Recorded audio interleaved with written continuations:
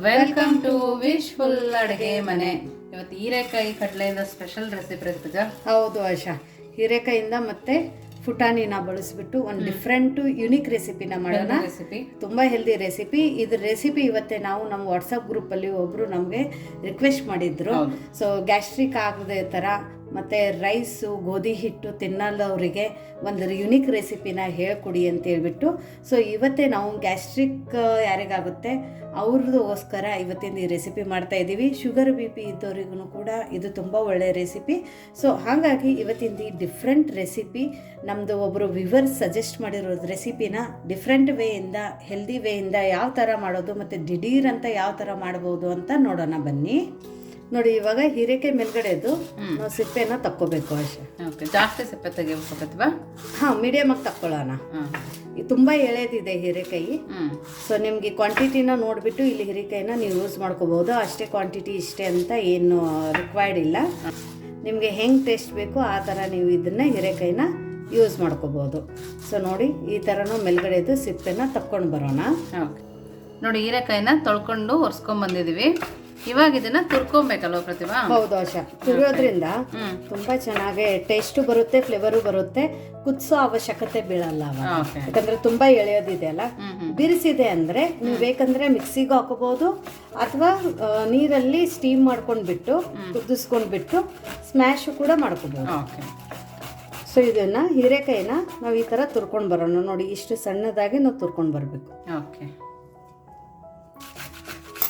ನೋಡಿ, ಹೀರೆಕಾಯಿ ತುರಿಯುವಾಗ ಒಂದು ಸ್ವಲ್ಪ ಟೇಸ್ಟ್ ಮಾಡಿ, ಇಲ್ಲಾಂದ್ರೆ ಕಹಿ ಬರೋ ಚಾನ್ಸಸ್ ಇರುತ್ತೆ. ಹೀರೆಕಾಯಿ ಕಹಿ ಇಲ್ಲ ಅಂದ್ರೆ ತುಂಬಾ ಚೆನ್ನಾಗಿ ಬರುತ್ತೆ. ಹೌದು. ಸೊ ನೋಡಿ, ಈ ತರ ಹೀರೆಕಾಯಿನ ತುರ್ಕೊಂಡು ಬಂದಿರೋದು. ಇವಾಗ ನೆಕ್ಸ್ಟ್ ಏನು ಮಾಡೋದು ಅಂತ ನೋಡೋಣ. ನೋಡಿ, ಇಲ್ಲಿ ನಾನು 2 ಕಪ್ಪದಷ್ಟು ಜೋಳದ ಹಿಟ್ಟನ್ನು ತಗೋತಾ ಇದ್ದೀನಿ. ಇವತ್ತಿನ ರೆಸಿಪಿ ಪ್ಯೂರ್ ಜೋಳದ ಹಿಟ್ಟಲ್ಲಿ ಮಾಡ್ಕೋತಾ ಇದ್ದೀವಿ. ಯಾವುದೇ ಥರ ರವೆ ಆಗಲಿ ಅಕ್ಕಿ ಹಿಟ್ಟಾಗಲಿ ನಾವು ಬಳಸ್ತಾ ಇಲ್ಲ. ಸೊ ಇಲ್ಲಿ ನಾನು 2 ಕಪ್ಪದಷ್ಟು ಜೋಳದ ಹಿಟ್ಟನ್ನು ತಗೊಂಡಿರೋದು. ಜೋಳದ ಹಿಟ್ಟು ಕೂಡ ಜಡಿ ಮಾಡಿ ತಗೋಬೇಕು. ಮತ್ತು ಈ ಜೋಳದ ಹಿಟ್ಟಿಗೆ ಜಿಗಿ ಬೇಕು ಅಂತ ಏನಿಲ್ಲ. ನಾರ್ಮಲ್ ಆಗಿ ನೀವು ಜೋಳದನ್ನ ಹಿಟ್ಟನ್ನು ಯಾವ ಥರ ಬಿಸಿರ್ತೀರ ಅದೇ ಥರ ತಗೊಳ್ಳಿ. ಅಕ್ಕಿ ಮಿಕ್ಸ್ ಇಲ್ಲದೆ ಪ್ಯೂರ್ ಜೋಳನ ಬಿಸ್ಕೊಂಡು ಬಂದಿರೋದು ಇದು ಜೋಳದ ಹಿಟ್ಟು. ಇವಾಗ ಇದ್ರ ಒಳಗಡೆನೆ ನಾವು ತುರಿದಿಟ್ಕೊಂಡಿದ್ವಲ್ಲ ಹೀರೆಕಾಯಿ ಆಶಾ, ಅದನ್ನ ಹಾಕೊಳ್ಳೋಣ. ಇವಾಗ ಹೀರೆಕಾಯಿ ಹಾಕೊಂಡ ನಂತರ ಇದ್ರೊಳಗಡೆ ರುಚಿಗೆ ತಕ್ಕಷ್ಟು ಉಪ್ಪನ್ನ ಹಾಕೊಳ್ಳೋಣ. ಉಪ್ಪನ್ನ ನೋಡ್ಬಿಟ್ಟು ಹಾಕೊಳ್ಳಿ. ಸ್ವಲ್ಪ ಕಪ್ಪೆಳ್ಳನ್ನ ಹಾಕೋತಾ ಇದ್ದೀನಿ. ನೀವು ಬೇಕಂದ್ರೆ ನಾರ್ಮಲ್ ಎಳ್ಳು ಕೂಡ ಹಾಕೋಬಹುದು. ಒಂದು ಅರ್ಧ ಸ್ಪೂನಷ್ಟು ಜೀರಿಗೆ. ಓಂಕಾಳು ಬೇಕಂದ್ರೂ ಹಾಕೋಬಹುದು. ಬಟ್ ನಾ ಇವತ್ತು ಓಂಕಾಳು ಏನು ಹಾಕೋತಾ ಇಲ್ಲ. ಯಾಕಂದ್ರೆ ಇದ್ರಲ್ಲಿ ನಾವು ಕಡಲೆ ಹಿಟ್ಟಾಗ್ಲಿ ಅಕ್ಕಿ ಹಿಟ್ಟಾಗ್ಲಿ ಬೇರೆ ಹಿಟ್ಟನ್ನ ನಾವು ಬಳಸ್ತಾ ಇಲ್ಲ. ಸೊ ಪ್ಯೂರ್ ಜೋಳದ ಹಿಟ್ಟು ಇರೋದ್ರಿಂದ ಇಲ್ಲಿ ಗ್ಯಾಸ್ಟ್ರಿಕ್ ಆಗೋ ಚಾನ್ಸಸ್ಸೇ ಇಲ್ಲ. ಸೊ ಹಂಗಾಗ್ಬಿಟ್ಟು ಇಲ್ಲಿ ನಾನು ಓಂಕಾಳು ಬಳಸ್ತಾ ಇಲ್ಲ. ನಿಮ್ಗೆ ಟೇಸ್ಟ್ ಬೇಕು, ಫ್ಲೇವರ್ ಬೇಕಂದ್ರೆ ನೀವು ಹಾಕೋಬಹುದು. ಬಟ್ ಏನು ಬಳಸಲ್ಲ, ಯಾವ ತರನು ಬಳಸ್ತಾ ಇಲ್ಲ.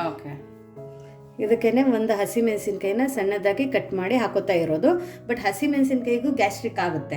ಸೊ ಅಕಸ್ಮಾತ್ ನಿಮಗೆ ಹಸಿಮೆಣಸಿನ್ಕಾಯಿ ಬೇಡ ಅಂದ್ರೆ ಚಿಲ್ಲಿ ಫ್ಲೇಕ್ಸ್ ಕೂಡ ಹಾಕೋಬಹುದು ಅಥವಾ ಕೆಂಪು ಖಾರದ ಪುಡಿನೂ ಹಾಕೋಬಹುದು. ಇಲ್ಲ ಅಂದ್ರೆ ಪ್ಲೇನ್ ಆಗಿ ಇದೇ ತರ ಮಾಡ್ಕೋಬಹುದು. ಇದಕ್ಕೇನೆ ಒಂದು ಅರ್ಧ ಈರುಳ್ಳಿನ ಸಣ್ಣದಾಗಿ ಕಟ್ ಮಾಡಿ ಹಾಕೋತಾ ಇರೋದು. ನೋಡಿ, ನೀವು ಬೇಕಾಗಿರುವಂಥ ತರಕಾರಿಗಳು ಕೂಡ ಇದ್ರ ಒಳಗಡೆ ಹಾಕೋಬಹುದು.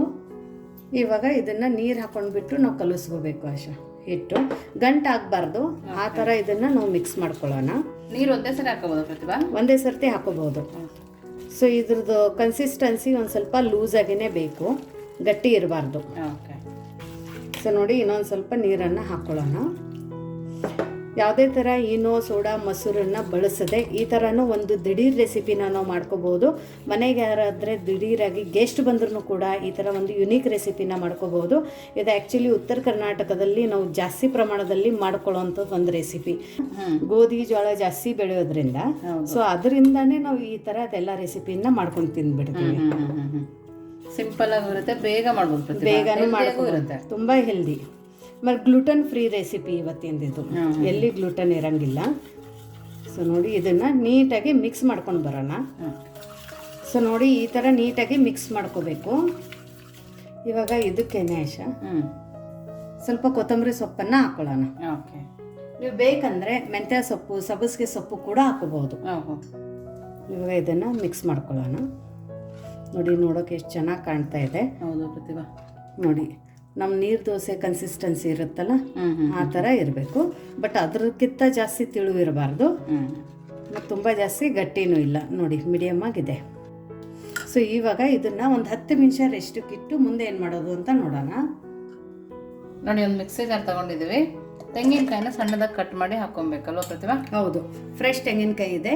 ಇಲ್ಲ ಅಂದರೆ ನೀವು ಒಣ ಕೊಬ್ಬರಿನೂ ತುರಿದ್ಬಿಟ್ಟು ಹಾಕೋಬೋದು. ಸ್ವಲ್ಪ ಶುಂಠಿ, ಸ್ವಲ್ಪ ಬೆಳ್ಳುಳ್ಳಿ. ಇದಕ್ಕೇನೆ ಒಂದು ಸ್ವಲ್ಪ ಹುರ್ಗಡ್ಲೆನ ಹಾಕೊಳ್ಳೋಣ. ತುಂಬ ಸಖತ್ತಾಗಿ ಟೇಸ್ಟ್ ಬರುತ್ತೆ. ರುಚಿಗೆ ಉಪ್ಪು. ನೋಡಿ, ಒಣಮೆಣಸಿನ್ಕಾಯಿನ ತೊಗೊಂಡಿರೋದು. ಬೇಕಂದರೆ ಹಸಿ ಮೆಣಸಿನ್ಕಾಯಿ ಕೂಡ ಯೂಸ್ ಮಾಡ್ಕೋಬೋದು. ನೋಡಿ, ಸ್ವಲ್ಪ ಕೊತ್ತಂಬರಿ ಸೊಪ್ಪನ್ನು ಹಾಕ್ಕೊಂಡು ಸ್ವಲ್ಪ ನೀರನ್ನು ಹಾಕಿ, ನಿಮಗೆ ಯಾವ ಕನ್ಸಿಸ್ಟೆನ್ಸಿಗೆ ಚಟ್ನಿ ಬೇಕೋ ಆ ಕನ್ಸಿಸ್ಟೆನ್ಸಿಗೆ ಇಲ್ಲಿ ನಾವು ಚಟ್ನಿನ ರುಬ್ಕೊಂಡು ಬರೋಣ. ಓಕೆ, ನೋಡಿ ಇಲ್ಲಿ ಇವಾಗ ಚಟ್ನಿ ರೆಡಿಯಾಗಿದೆ. ಈ ಥರ ಮಾಡ್ಕೊಂಡಿರೋದು. ತುಂಬ ಗಟ್ಟಿನೂ ಇಲ್ಲ, ತುಂಬ ತೆಳುವೂ ಇಲ್ಲ, ಮೀಡಿಯಮಾಗಿ ಮಾಡ್ಕೊಂಡಿರೋದು. ನೋಡಿ, ಪರ್ಫೆಕ್ಟ್ ಕನ್ಸಿಸ್ಟೆನ್ಸಿ ಬಂದಿದೆ. ಇವಾಗ ಇದಕ್ಕೆ ಒಗ್ಗರಣೆ ಹಾಕೊಳ್ಳೋಣ. ಓಕೆ.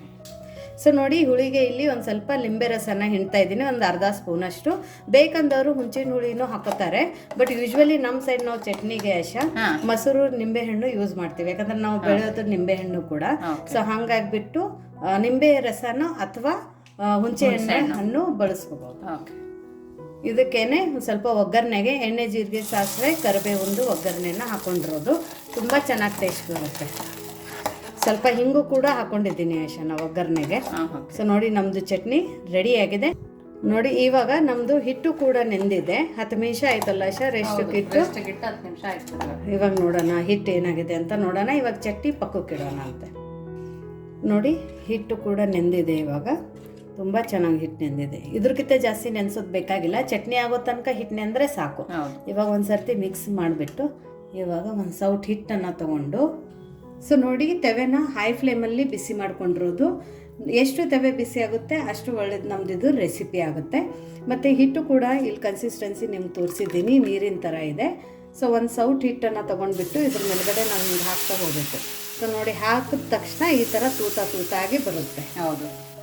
ಇವಾಗ ಫ್ಲೇಮನ್ನು ಮಾತ್ರ ಮೀಡಿಯಮ್ ಫ್ಲೇಮಲ್ಲಿನೇ ಇಟ್ಕೋಬೇಕು. ಸುತ್ತ ಎಲ್ಲ ಎಣ್ಣೆ ಹಾಕೊಳ್ಳೋಣ. ನೀವು ಬೇಕಂದರೆ ಬೆಣ್ಣೆ ಅಥವಾ ತುಪ್ಪ ಕೂಡ ಹಾಕೋಬೋದು. ಇನ್ನೂ ಯಾರು ನೀವು ನಮ್ಮದು ವಾಟ್ಸಪ್ ಗ್ರೂಪ್ ಲಿಂಕನ್ನು ಜಾಯಿನ್ ಆಗಿಲ್ಲ ಅಂದರೆ ಡಿಸ್ಕ್ರಿಪ್ಷನ್ ಬಾಕ್ಸಲ್ಲಿ ವಿಶ್ವಲ್ ಅಡುಗೆ ಮನೆ ವಾಟ್ಸಪ್ ಗ್ರೂಪ್ ಲಿಂಕನ್ನು ಕೊಟ್ಟಿದೆ. ಅದ್ರ ಮೇಲೆ ಕ್ಲಿಕ್ ಮಾಡಿದರೆ ಸಾಕು, ನೀವು ನಮ್ಮ ಜೊತೆ ಕನೆಕ್ಟ್ ಆಗ್ತೀರಾ. ಏನೇ ಡೌಟ್ಸು, ಕ್ವೆರೀಸ್ ಇದ್ರೂ ಕೂಡ ವಾಟ್ಸಪ್ ನಂಬರು ಕೂಡ ಕೊಟ್ಟಿದ್ದೀವಿ. ಆ ವಾಟ್ಸಪ್ ನಂಬರಿಗೆ ನೀವು ವಾಟ್ಸಪ್ ಮಾಡಿದರೆ ಅಲ್ಲಿ ಕೂಡ ರಿಪ್ಲೈ ಮಾಡ್ತೀವಿ. ಇವಾಗ ಇದ್ರ ಮೇಲ್ಗಡೆ ಲಿಡ್ಡನ್ನು ಮುಚ್ಚಿಬಿಟ್ಟು ಲೋ ಟು ಮೀಡಿಯಮ್ ಫ್ಲೇಮಲ್ಲಿ ಇದನ್ನು ನಾವು ಬೇಯಿಸ್ಕೊಂಡು ಬರೋಣ. ಸೊ ನೋಡಿ, ಮೀಡಿಯಮ್ ಫ್ಲೇಮಲ್ಲಿ ಬೇಯಿಸ್ಕೊಂಡು ಬಂದಿರೋದು. ಇವಾಗ ಇದನ್ನು ತಿರುಗಿಸ್ಕೋಬೇಕು, ನಿಧಾನಕ್ಕೆ ಎತ್ತಿ. ಹೌದು. ಸೊ ಪ್ಯಾನಿಂದ ಇದೇ ಥರ ಬಿಟ್ಕೋಬೇಕು ಆಶಾ, ಅವಾಗಷ್ಟೇ ನಾವು ತಿರುಗಿಸೋಕ್ಕಾಗುತ್ತೆ. ಸೊ ನೋಡಿ, ಎಷ್ಟು ಚೆನ್ನಾಗಿ ಬಂದಿದೆ. ಕಲರು ಕೂಡ ತುಂಬ ಸಖತ್ತಾಗಿ ಬಂದಿದೆ. ಈನೋ, ಸೋಡಾ, ಮೊಸರು, ರವೆ, ಅಕ್ಕಿ ಹಿಟ್ಟು, ಗೋಧಿ ಹಿಟ್ಟು ಯಾವುದು ಬಳಸಿಲ್ಲ. ಇವನ್ ಕಡಲೆ ಹಿಟ್ಟು ಕೂಡ ಬಳಸಿಲ್ಲ. ಪ್ಯೂರ್ ಜೋಳದ ಹಿಟ್ಟಿಂದ ಮಾಡ್ಕೊಂಡಿರೋಂಥ ಇದೊಂದು ಹೆಲ್ದಿ ರೆಸಿಪಿ. ದಿಢೀರಾಗಿ ಆಚೆಯಿಂದ ಬಂದಾಗ ಪ್ರತಿಭಾ, ಮನೇಲಿ ಏನೂ ಇಲ್ಲ, ಹಸುವಾಗಿದೆ, ಏನು ಮಾಡೋದು ಅಂದಾಗ ಪಟ್ಟಂತ ಮಾಡ್ಕೊಬೋದು. ಇವನ್ ಮಕ್ಕಳಿಗೂ ಕೂಡ ಮಾಡ್ಕೊಬೋದು ಆಶಾ. ಸೊ ನೋಡಿ, ಇವಾಗ 2 ಸೈಡು ತುಂಬ ಚೆನ್ನಾಗಿ ಬೈದಿದೆ ಆಶಾ. ಹೌದು, ನೋಡಿ ಅಷ್ಟೇ ಚೆನ್ನಾಗಿ ಬೈದಿದೆ. ಎಲ್ಲದನ್ನು ನಾವು ಇದೇ ಥರ ಮಾಡ್ಕೊಂಡು ಬರೋಣ. ನೋಡಿ, ಇಲ್ಲಿ ನಮ್ಮದು ಹೀರೆಕಾಯಿ ಜೋಳದ ದೋಸೆ ರೆಡಿಯಾಗಿದೆ. ತುಂಬ ದಿಢೀರಂತ ಮಾಡ್ಕೊಂಡಿರೋಂಥದ್ದು, ಮತ್ತು ಅಷ್ಟೇ ಸಾಫ್ಟ್ ಇದೆ, ಅಷ್ಟೇ ಚೆನ್ನಾಗಿ ಕೂಡ ಆಗಿದೆ. ಸೊ ಎಷ್ಟು ಸಾಫ್ಟ್ ಇದೆ ಅಂದರೆ ಇಲ್ಲಿ ನೋಡಿ, ನೀವು ಒಂದು ಕೈಯಿಂದನೂ ಕೂಡ ಆರಾಮಾಗಿ ಇದನ್ನು ಮುರ್ಕೋಬೋದು. ಅಷ್ಟು ಸಾಫ್ಟಾಗಿದೆ ನೋಡಿ, ಅಷ್ಟೇ ಚೆನ್ನಾಗಾಗಿದೆ, ಅಷ್ಟೇ ತೂತ ಆಗಿದೆ. ಸೊ ಇದನ್ನು ಚಟ್ನಿ ಜೊತೆ ಯಾವ ಥರ ಹತ್ತುತ್ತೆ ಅಂತ ತೋರಿಸೋಣ. ನೋಡಿ, ನಮ್ಮದು ತೆಂಗಿನಕಾಯಿ, ಕೆಂಪು ಮೆಣಸಿನ್ಕಾಯಿನ ಬಳಸಿಬಿಟ್ಟು ಮಾಡ್ಕೊಂಡಿರುವಂಥ ಚಟ್ನಿ, ಅದರ ಜೊತೆಗೆ ನಮ್ಮದು ಬಿಸಿ ಬಿಸಿ ದೋಸೆ ರೆಡಿಯಾಗಿದೆ. ಸೊ ಯಾರು ಹೇಳೋದೇ ಇಲ್ಲ ಇದು ಪ್ಯೂರ್ ಜೋಳದ ಹಿಟ್ಟಿಂದ ನಾವು ಮಾಡ್ಕೊಂಡಿರುವಂಥ ರೆಸಿಪಿ ಅಂತ.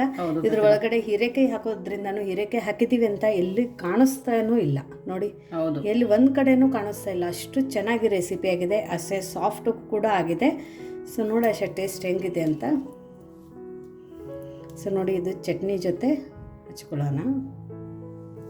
ಸೊ ನಿಮಗೆ ಇದು ಜೋಳದ ಹಿಟ್ಟಿನ ರೆಸಿಪಿ ಹೇಗೆ ಅನ್ನಿಸ್ತು ಅಂತ ಕಮೆಂಟ್ ಮೂಲಕ ತಿಳಿಸೋದನ್ನು ಮರಿಬೇಡಿ. ಹೇಗಿದೆ ಆಶಾ ಟೇಸ್ಟು? ತುಂಬ ಅಂದರೆ ತುಂಬ ಅದ್ಭುತವಾಗಿದೆ ಅಂತಲೇ ಹೇಳ್ಬೋದು ಪ್ರತಿಭಾ. ತುಂಬಾನೇ ಚೆನ್ನಾಗಿದೆ. ಚಟ್ನಿ ಹೇಗಿದೆ ಟೇಸ್ಟು? ಚಟ್ನಿನೂ ಸಕ್ಕತ್ತಾಗಿದೆ. ಬಾಯಿಲಿಟ್ರೆ ಕರಗುತ್ತೆ. ಹೌದು, ಕ್ರಿಸ್ಪಿನೂ ಸಿಗುತ್ತೆ ಪ್ರತಿಭಾ. ಕ್ರಿಸ್ಪಿನೂ ಇದೆ. ಸೊ ನೋಡಿ, ವಯಸ್ಸಾದವರಿಗೂ ಕೂಡ ಈ ರೆಸಿಪಿನ ನೀವು ಮಾಡಿಕೊಡ್ಬೋದು. ಯಾಕಂದರೆ ಬಾಯಲ್ಲಿಟ್ಟರೆ ಬೆಣ್ಣೆ ಥರ ಕರಗುತ್ತೆ. ಇವತ್ತಿಂದ ಈ ಪ್ಯೂರ್ ಜೋಳದ ಹಿಟ್ಟಿನ ರೆಸಿಪಿ ನಿಮಗೆ ಹೇಗೆ ಅನ್ನಿಸ್ತು ಅಂತ ಕಮೆಂಟ್ ಮೂಲಕ ತಿಳಿಸೋದನ್ನು ಮರಿಬೇಡಿ. ಮತ್ತೆ ಸಿಗೋಣ ಇದೇ ಥರ ಹೊಸ ಹೊಸ ರೆಸಿಪಿ ಜೊತೆ ವಿಶ್ಫುಲ್ ಅಡುಗೆ ಮನೆಯಲ್ಲಿ.